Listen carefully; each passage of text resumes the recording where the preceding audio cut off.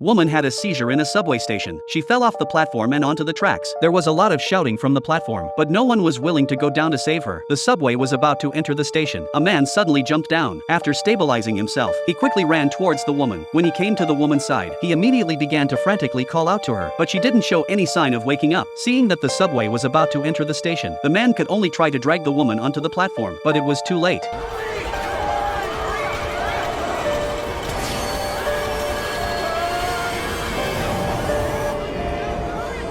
After the subway passed, everyone held their breath and watched the two below. It wasn't long before the man got up from the ground. Obviously, the man had not reacted to the shock. After seeing that the man was fine, the people on the platform breathed a sigh of relief. Then they let out a burst of applause and cheers. The man heard the applause on the platform and then came back to his senses. He bent down to check the woman's condition. He found the sign of an epileptic on the woman's wrist. He immediately asked someone on the platform to help him pull the woman up. After getting the woman up, the man stumbled in the direction of his daughter. But the next second, the man's eyes rolled back in his head and he fainted on the railroad tracks. The man was soon taken to the hospital. NDR. Martha was thrilled to see the subway hero. She said the man's EKG was abnormal in the emergency room, but she couldn't find the cause of the abnormality. But House was impatient with Martha's enthusiasm. Keith was quick to explain to Martha that there was no such thing as bravery or selflessness in House's book, and if there was, House would treat it as a mental condition. Martha was puzzled. The young Martha naturally believed that heroism existed, but House didn't want to explain it to Martha. He began to analyze the man's condition. He attributed the man's abnormal EKG and heroism to his sympathetic nervous system. The sympathetic nerve stimulated the brain, which caused his heart to go into overdrive. So he asked the crowd to do an angiogram to check if there was a mass in the man's brain. Martha then took the man to the examination room. For Martha, who had just become a doctor, this kind of high-precision examination had never been touched before so far. Keith could only guide her from the sidelines. But just as they were injecting the man with the contrast dye, the man suddenly experienced a rise in blood pressure. Keith thought it was due to the patient's blood vessels being stimulated, so he was going to wait for the man to get used to it before continuing the examination. But instead of lowering the man's blood pressure, he went into cardiac arrest. The two men immediately